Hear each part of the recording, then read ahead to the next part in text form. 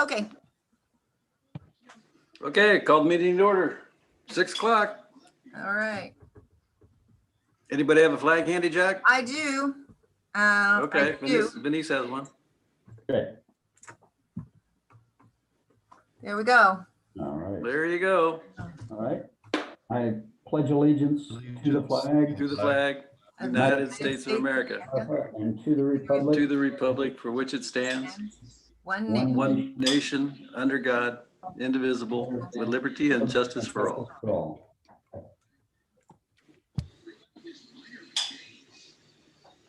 Okay, next we have the minutes from the meeting on March 10th.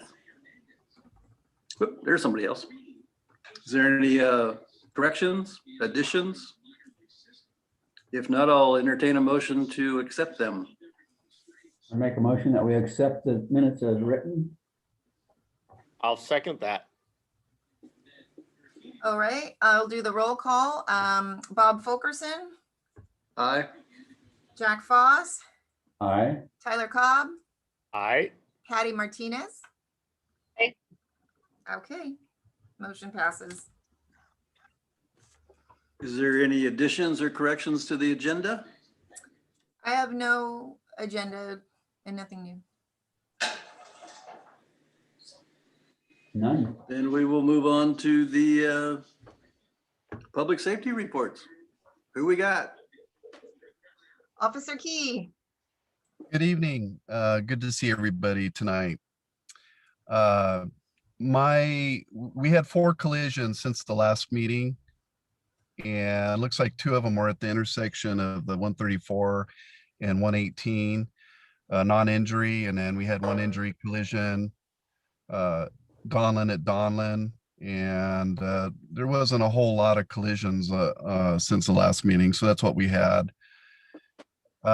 On the last meeting, it was resident Shelley Borden asked about me providing some enforcement on Balcom Canyon. And I told her that we had been patrolling the area. However, we didn't keep any stats. And so I had our units go back out and make sure that we showed our activity in the area. And we worked a total of 7 days. And looks like we ended up with looks like 5 or 6 tickets, a few verbal warnings, and we even impounded a vehicle for probably a license issue with the driver. So that should help with providing that we did some enforcement out in that area. So it was pretty productive with the officers. And I checked on the scales. We are going through some staffing issues. I think I mentioned on the last meeting at the Conejo scales, which is affecting us having somebody stationed there on the 118 at the pit scales. Looks like I went by several times and we had officers actually at the pit scales there on the 118. So they are out there. They're not out there every day right now, but they're slated to get a couple extra bodies here in the near future, which will help their situation, and we can provide more consistent enforcement on the 118. So it looks like we are doing some enforcement. So rest assured we're out there and we're still checking the trucks. I only went 1 day by that area. It was on a Friday and they didn't have anybody there, but all the other days that I drove by the scales, they actually had it staffed and they were doing inspections. And we are going to be out and about at Memorial Day weekend coming up at the end of the month.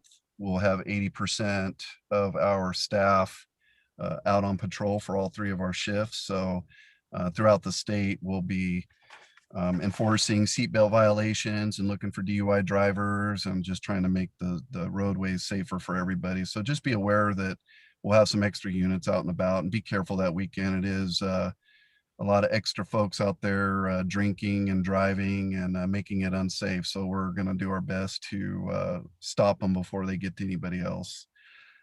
Other than that, I don't have anything extra to add. Would anybody like to bring anything to my attention for enforcement or any other traffic related issues? I see no hands raised. Guess not. Raise- Oh, Tyler? Okay. Oh, that was my hand. That was my mouse.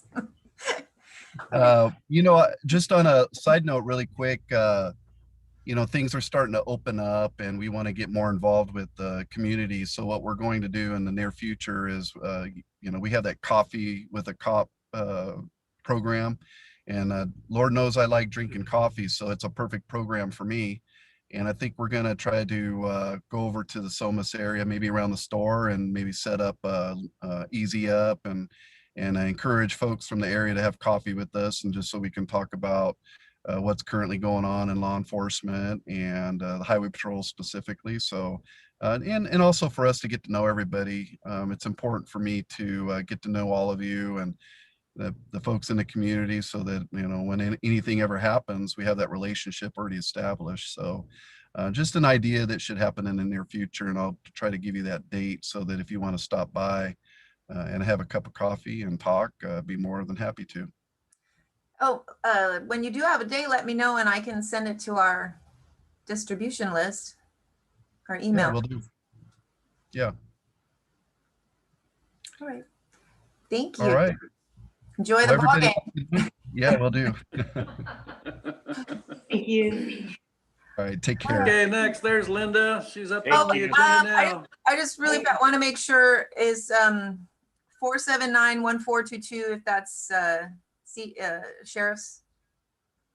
I think you can unmute. Maybe Might not. have sheriff still. Yeah, she wasn't sure if she would be able to make it, so I wasn't sure if that was her number. Sometimes they'll call in, but no. Okay, She calls in, we'll go back to her. okay, great. Okay. Well, Linda's up. Okay, let's see. I guess Pat is out of town, so we don't have him till May 15th. So I guess he couldn't connect from Michigan. Is that right? No. Yep, Yeah. you're stuck with me. He was gonna try, but it was up in the air. Okay. Well, some follow-up on items include, we were talking about that sign, the Hagel Prime Time. Right now, I believe that they have decided how to relocate it and are going to do it. We don't have the estimated time, but that is being resolved and they have agreed to do that. Regarding the Somis Fire Station, we approved their permit. And right now they have to go through about a year time extension is what they're thinking it will take to get the zoning clearance for construction. So that includes both the communication tower as well as the building, the ancillary building, which includes a garage and fitness room, if you recall. We had a resident requesting that a sign be put at the intersection of Donlin and La Cumbre, because there were a couple of accidents there, or just close calls too. And Public Works was out there, and I think they did a pretty good job, put some reflective lighting on the signs that indicate the end of the road there. So good markers, and we'll see how that goes. And hopefully that will make it safer. And if there are more issues, it can be discussed at that time and see if there's other things that need to be done. But I've seen this before where they have put in some really good signage to prevent cars from going straight, and it worked. So I'm hoping it will work here too. The one I knew about was in Casa Caneo, a small community in Newberry Park, and cars kept running into this guy's house. It was like at the end of a T, and they finally came in with some signs, and that seemed to have taken care of it. But hopefully the signage will work, and if not, we'll see what else is out there. There is a free day at the landfill that you let's see, they call it dump day. Is that what they call it? It's a They usually call it a dumping landfill. Oh. Yeah. It's a dumping pass that Yeah. they're, Somis residents can receive this pass to, it's a dump day flyer in the mail.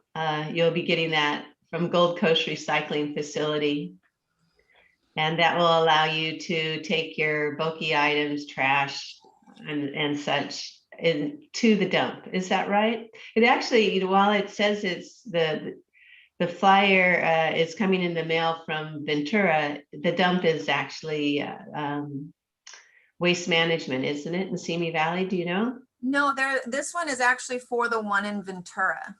This dump day pass that they're doing. Okay, Yeah. so that's at 5275 Colt Yeah, Street in Ventura. Okay. And it, I think because of COVID, we can't do these beautification events. So the county has made arrangements with different facilities, Right. dumps and all to take the residential waste, including bulky items and yard waste and electronics there. COVID update, everyone can get a shot who wants one, just about. and you don't even need to register in advance, but you can still. There's walk-in appointments still available. And as you probably know, less people are needing it. They say, I was reading something like a good percentage of people have already gotten the shot, as well as a lot of people who have gotten COVID and gotten over it. So that there is a lot higher immunity out there in the public, and that's all good. And our numbers are really showing it with a lot fewer people in the hospital, a lot less people getting COVID. So that's very positive. Johnson & Johnson vaccine is back in the county. They're now looking at, as you probably heard too, approval for kids from 12 to 15 to be able to get that too. And they are expecting that approval probably by the end of this week. And kids will need to have their parents either a note or corroborated with FaceTime call for consent. So that's like the new thing now. Can you imagine going to the teacher and your mom can actually be on FaceTime and say, he didn't get his homework done, but it wasn't his fault or whatever. But in this case, it can vouch for you, that vouch for the child so that they can get a shot. It's just a new technology. We also have a lot of work being done for health equity and a lot of outreach to farm worker communities and other areas where there's people don't have as easy access to the vaccine. We have vaccinated some 25,000 farm workers, so that's a good thing. Regarding broadband, the CEO's office is finalizing their study that they have done. I'm pushing for a survey to be done so we can get an kind of a price point of where people will support funding personally to have broadband in their home, and see with an idea of how much it will actually cost, and see if we have a support for that from the community. So that if they do decide to go out on that, I would imagine we'll see that over the summer. And I think that's it for agenda comments that I make just in general, what's happening at the Board of Supervisors. If you have any questions, we're available. We should be going back into our Board of Supervisors, start doing in-person meetings again over the summer too. So kind of looking forward to seeing people.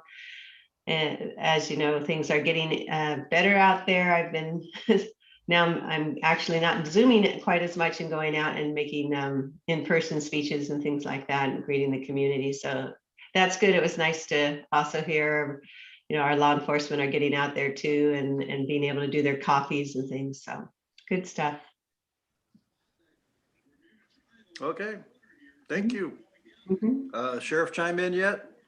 No, so Okay, so then we'll go on to information items. We got the County Water District 19 Well Number 2 project update from Mr. Pope.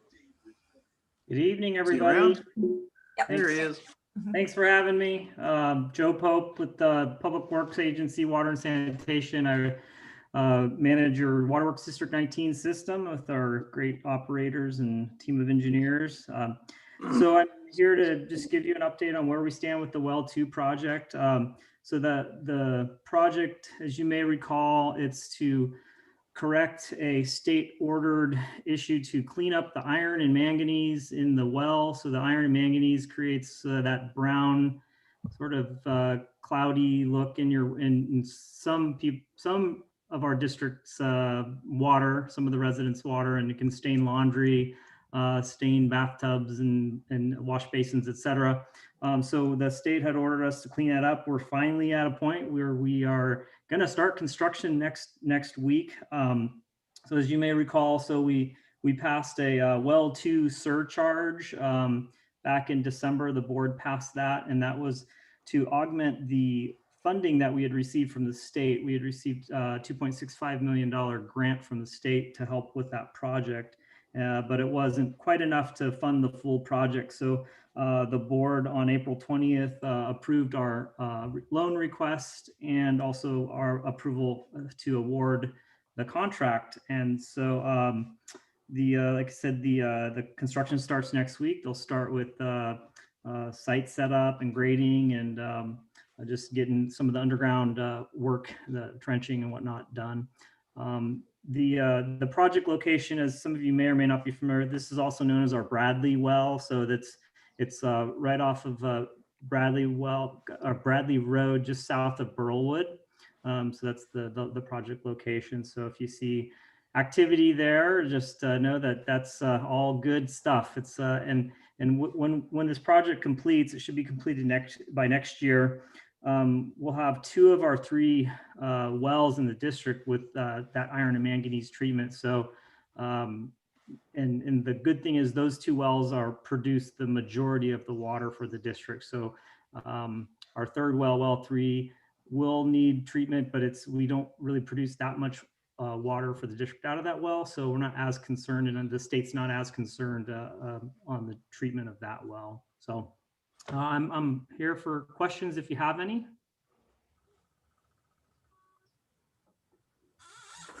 Anybody want to chime in? Got a question?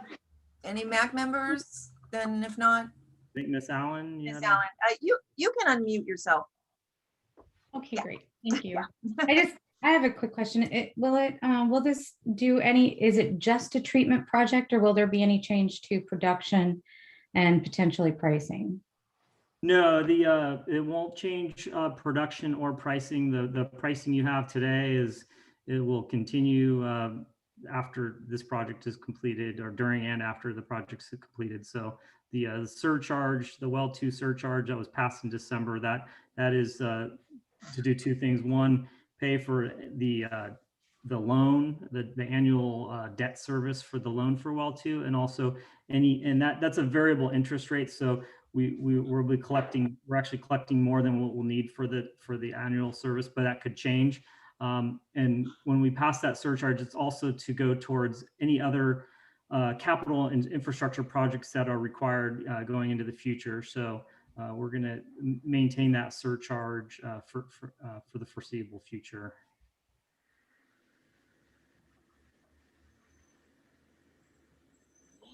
Any more questions? Then we will move on to 7B, which is an update from VCTC and the freight corridor study. Thank you, Joe. I appreciate you coming.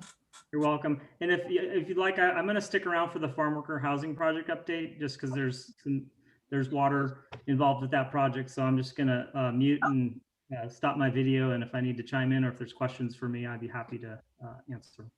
Oh, thank you, Joe. Okay, thank you. So VCTC, who we got? I don't have anyone. Supervisor Parks, I can share my screen really fast. It's what I sent out, but this is the SR corridor of that attachment that I included in the email. It's like a 13-page document, but this is just the one that deals with Somis. But I know we have the workshop on June 24th that they'll be doing their presentation, probably similar to the presentation they've given you in English at 4:30. I think it's important for the Somis community to stay engaged. So it's June 24th at 4:30. And the meeting is via Zoom, on Zoom. And the link where you can register is at the VCTC website. And the VCTC website is goventura.org/VC Freight. Our next VCTC meeting is July 2nd. And July 19th, where the harbor commissioners will be meeting. And so they'll have that draft study presented to them at that in their two meetings, kind of a collaboration of the Hueneme Harbor and the Transportation Commission. The Transportation Commission, all 5 members of the Board of Supervisors sits on, and a council member from each of the cities. We get very little public comment. So when someone comes and speaks, you really have a great sounding board, by the way, if you want to speak at the Transportation Commission meeting on July 2nd. They begin at 9 in the morning. And that would also be at the, Ventura, goventura.org, where you can find out about that. So in addition to that, those just kind of giving you the schedule. In August and September, the final study will be presented. So those 2 meetings in July are going to just be, while they're doing the study, still getting input, and then they'll come back in August 16th at the Harbor Commission, and then September 3rd at the Transportation Commission, with the final study to be presented and probably approved or not approved. So again, that just want to make sure that you can stay involved and keep listening to those presentations and making sure that your community is well served by the MAC.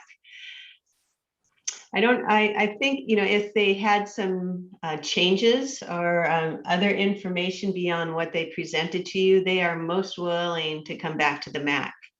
So it's possible if you would like, at our next meeting, the next MAC meeting, we could have the Transportation Commission representative here. It just didn't seem necessary because there isn't anything new to tell you about. Other than, I know Pat wanted to just make a point to give those dates out because he would really like to see the MAC participate and get involved.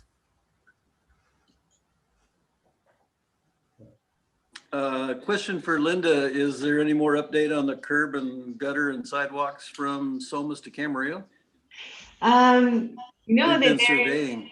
Yeah, Caltrans, while they didn't get the funding that they thought they would get for this, they still have it as a project, and they still indicate that they haven't given up, and they're, a good way to move forward on projects like this is to get the environmental documents taken care of, take the design. Those are the less costly things. And then when they all of a sudden get this shovel ready money, they are ready. And so I anticipate that is what they're doing.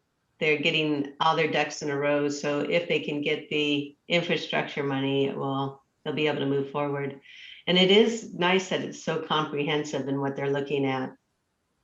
Certainly, if the Somis school goes through, or the farm worker housing goes through, there is going to be requirements for improvements there too. Speaking of which, I guess we're not there yet, so I will wait. We'll wait till we get to the farm worker It's housing. next, so. Okay. And I don't know if there's any other questions on the freight corridor and VCTC. Okay. Doesn't sound like it. No. it doesn't. Anybody? Nope.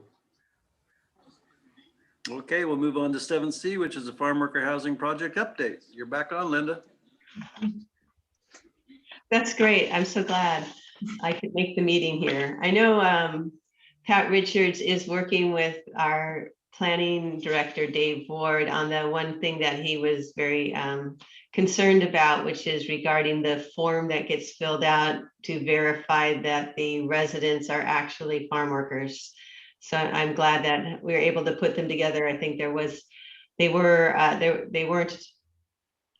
aligned as to what they were looking at. So now I think they're both on the same page, as it were. the planning department, the team is working on satisfying all the prior to map recordation conditions. So I guess there's certain requirements they have to go through before they can record the actual map. But once the map records, they can start submitting plans and progressing with the development.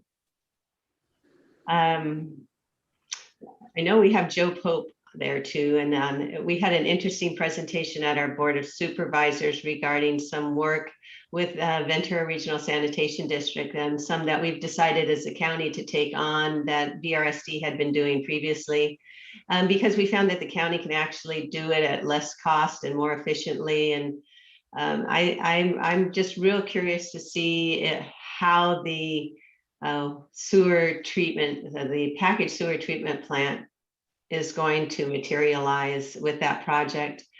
I was concerned because it costs some $4.5 million, I think is their estimate, for a low income housing project. To have that much of a Cadillac kind of infrastructure is unusual, but I hadn't really considered the fact that in addition to that, it's going to cost some considerable amount of money to maintain it, right? So it will be interesting to see if that really materializes. It just seems to me like it's so much more efficient to just, do what you need to do to plug into the Camarillo sewer system, since it's right on the border of the city of Camarillo. And I know that takes, a vote, but I don't see where that vote would, be too difficult to get. But that's my opinion.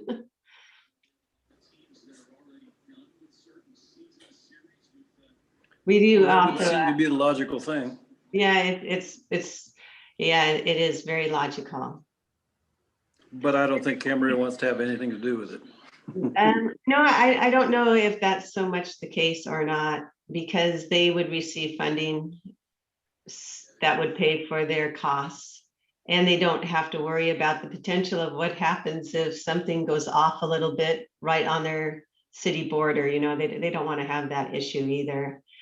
So I would just think that is the easiest way of going about it. But we'll see what happens. Supervisor Parks, I have a couple ideas on that, and I don't want to speak out of turn or get ahead of my boss, Jeff Pratt. But one thing to think about is, in CSA 29 North Coast, that's unincorporated county. We collect the sewer, we run that district, and then we pay City of Ventura to treat it. I wonder if a similar type of setup could be developed to do that with the City of Camarillo, where we set up a CSA, or maybe make it part of the Waterworks District 19, which would probably be the more reasonable thing to do sewer collection for that development. And then as an independent, county district, we could do I don't know why we couldn't. I mean, we don't have any LAFCO issues with what we do on the North Coast with the City of Ventura, nor for that matter, CSA 30 or 34, which we pay City of Oxnard to do the treatment. So it's maybe something that I can have a conversation with my boss, Jeff Pratt, about, and see what his thoughts are on doing something like that.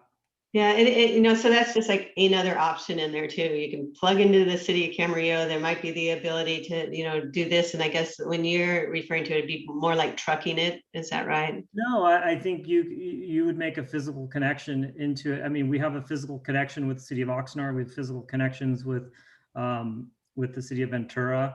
These, and from a LAFCO perspective, the only thing I think we would have to do is we would have to amend what the Waterworks District 19 provides as services.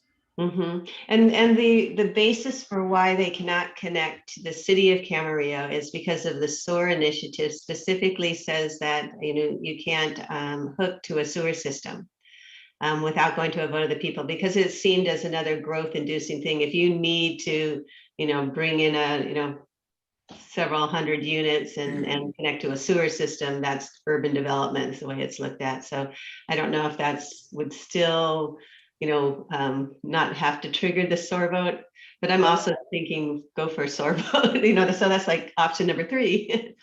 Yeah. If you'd like, I could talk to Kai Luoma and kind of bounce it off him, if he thinks that it would still require a vote if we did what I was. Yeah, it is an interesting one. And, it's always nice to have these meetings so we can have these discussions too, to hear about the other potentials out there. So yeah, I'd certainly be interested in hearing. And if nothing else, there's also the less costly way of doing it, which is Public Works. Ventura County Public Works. One quick question. Why would the county want to spend resources to help a independent developer lower his costs on a project that's kind of a little bit, maybe everybody's not in love with it anyway? What's the advantage for the county to spend their resources to help save somebody else money? I think because it's a nonprofit and it's providing low-income housing. That's the only reason. If this was a for-profit entity trying to, that wasn't providing low-income housing, no, we wouldn't. But this is a different situation. This is low-income housing. At what point is it a nonprofit? How are we getting to that? Just out of curiosity again. Okay, and my understanding is that it will be run by a nonprofit. It may be run by a nonprofit, but it's very much for profit for the developer. A lot of profit. This is the third one they've done, and they've made a lot of money on the other two. Just in case somebody wants to look into that, yeah.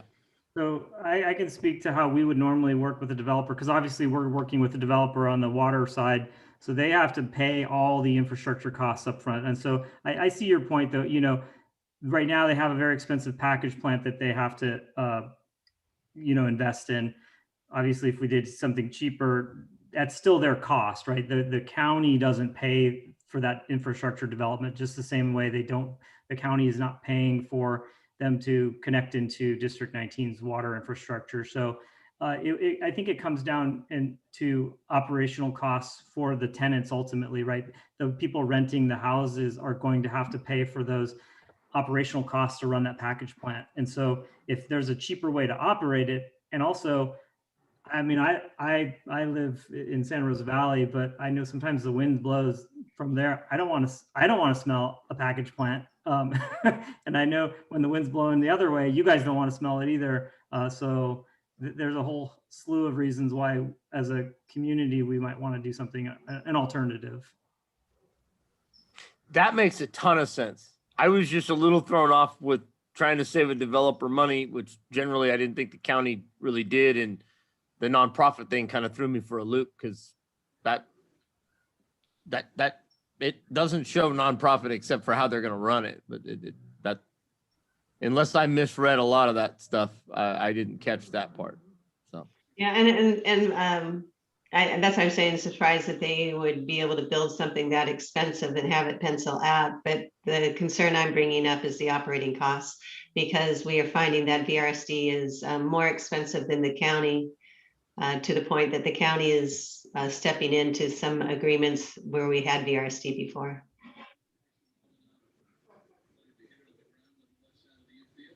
I have a question for Joe, actually, about the connection of District 19 to the project. Have we started to define what percentage of usage of District 19 water is going to be for the new development, and how that's going to impact potential rates? Yeah, so we don't have the full picture yet on their usage. They've given us some preliminary demand, water demand calculations, but it wasn't complete. So we kicked it back to their engineer. There are some questions on their fire flow and also the storage required for that. But so I don't have I have a general sense that it's a pretty low percentage, because one of the things that is happening there, of course, was with the package plant, they're using recycled water to irrigate. So it'd really only be indoor water usage. Of course, if we go to another scenario where we're not doing the package plant, maybe there's some xeriscape options for them, so they don't have to do any landscape irrigation. but we're still waiting for information from them. I will say from a fee standpoint, there's a kind of a little known Senate Bill 7 that was passed or came into an action in or was enacted in 2018 by the state, and it requires meters at every apartment unit for water to promote conservation. So at a minimum, they're going to have meters at all 360 units. They could do sub-metering, but it probably doesn't make sense for them to have to run the billing system to be able to charge each user individually. They'd rather, usually developers want the district to do that.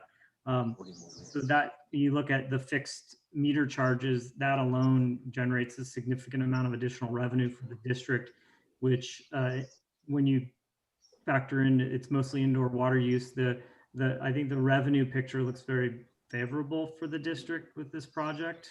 Just that's my initial sort of rough calculations that we've done.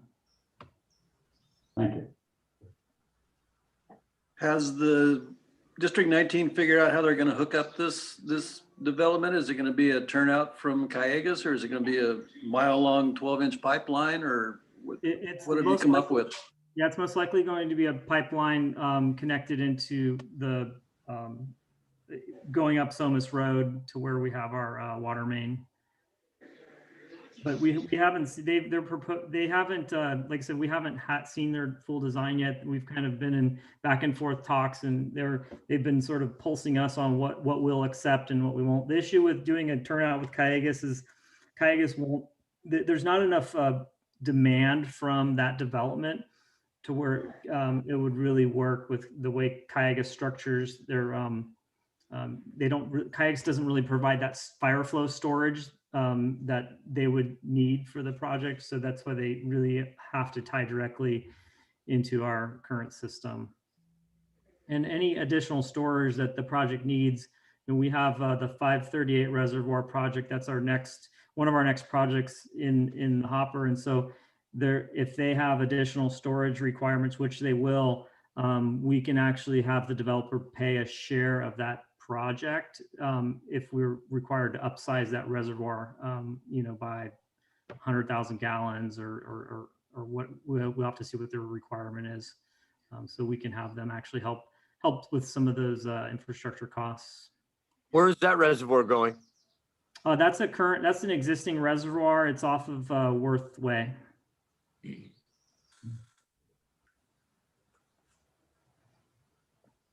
So good to have you here, Joan. We're all learning so much. Hey, glad I could be here to help educate and inform. Okay. Thank you, Joe.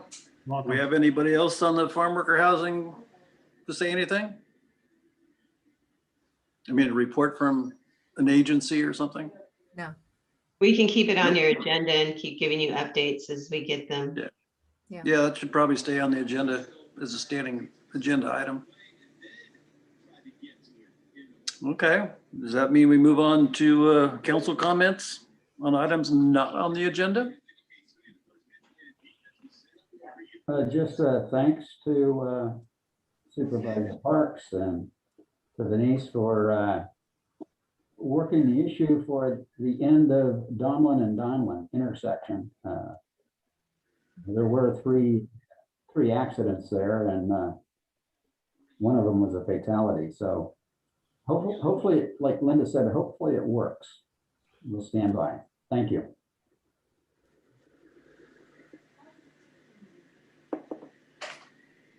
Anybody else? Tyler, Patricia? Nope. Okay. Yeah. Okay. If you think of anything, there's a little email address on the agenda there. You can email something in. That's me. Are there any public comments tonight? No. You should all be able to unmute yourself, so I don't need to mute you or unmute you. All right. Nope. Okay, nothing. Number 10, do we have any future agenda items? We'll keep Yes, I you. wanted to make a suggestion. Mhm. Yes. Who's this? Oh, this is Patricia. Okay, Patricia. The suggestion was, I think I had talked to you guys about it before COVID started, and I'm bringing it up because I've seen more people on Somis Road. I don't know if we could have those flashing lights so that when people want to cross there, I know there's that food truck that's near the fire station, and it's happened to me where I'm driving on Somis Road and I don't see that someone wants to cross, and I don't want an accident to happen. So I don't know what everyone thinks about that. Is that at North Street Rice Street. or Rice? Yes, Rice or North or both? Hi there. both. I don't know if it would be a good idea to have both. I know that doing it on North Street may be a little bit tricky because of the bridge area. There will be a Memory, traffic if signal going in too, right? But that's further. memory serves me, didn't Caltrans look at this a few years ago and come back and say there was a reason when we were talking about the bus, there was a reason why they put the flashing lights, it didn't qualify? Yeah. Not enough volume.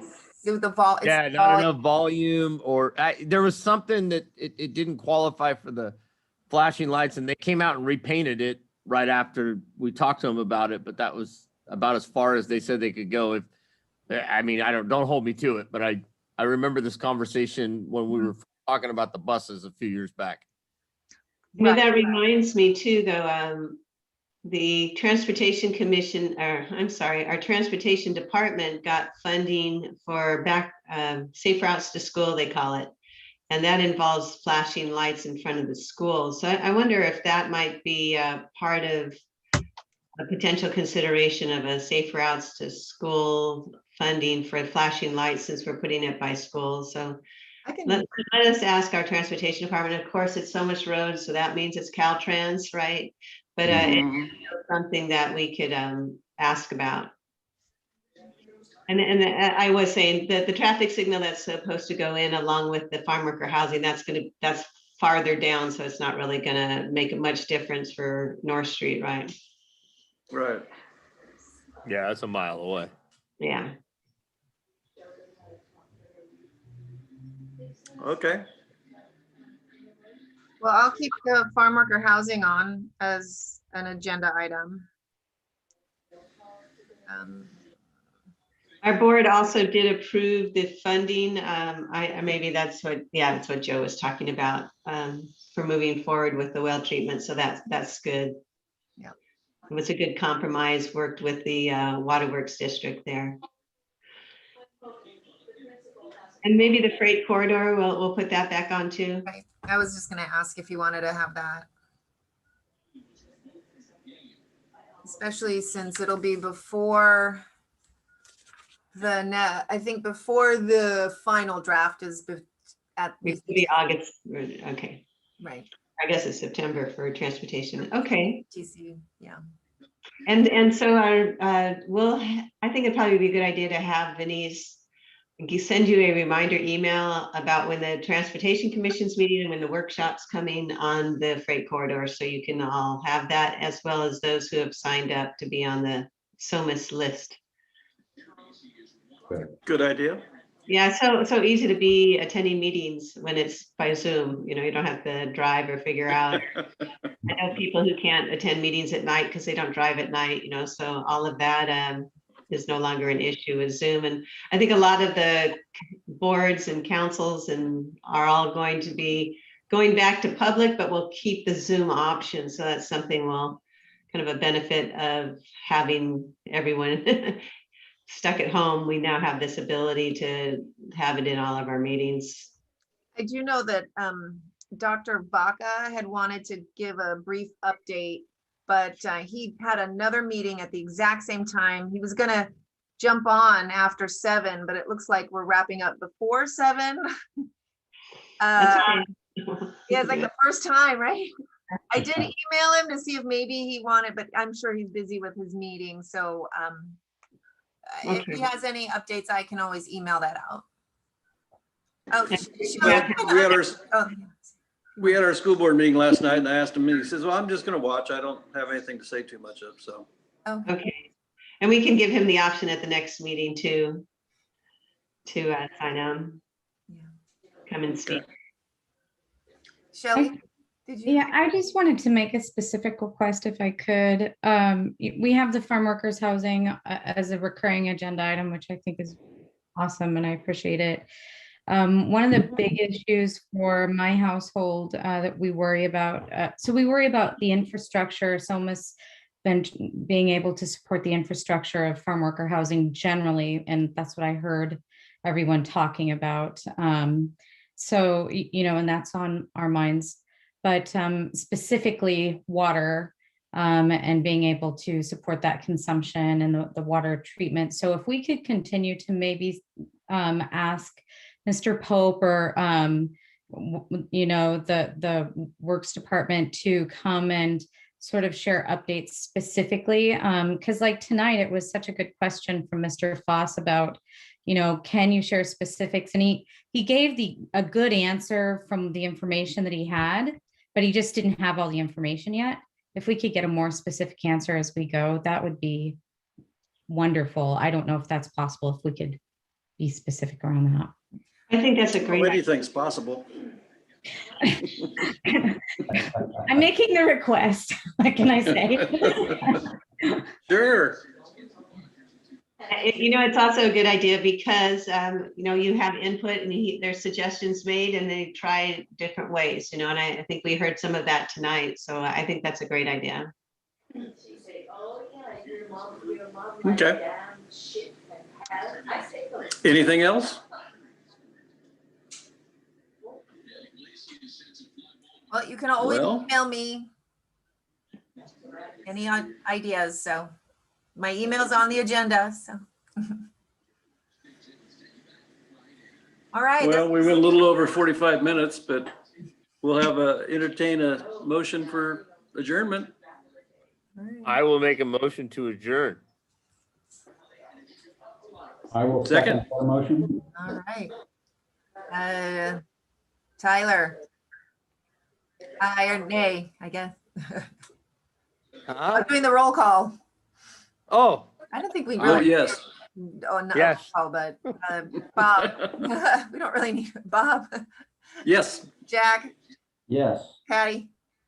Yes. All right. All right. See you all.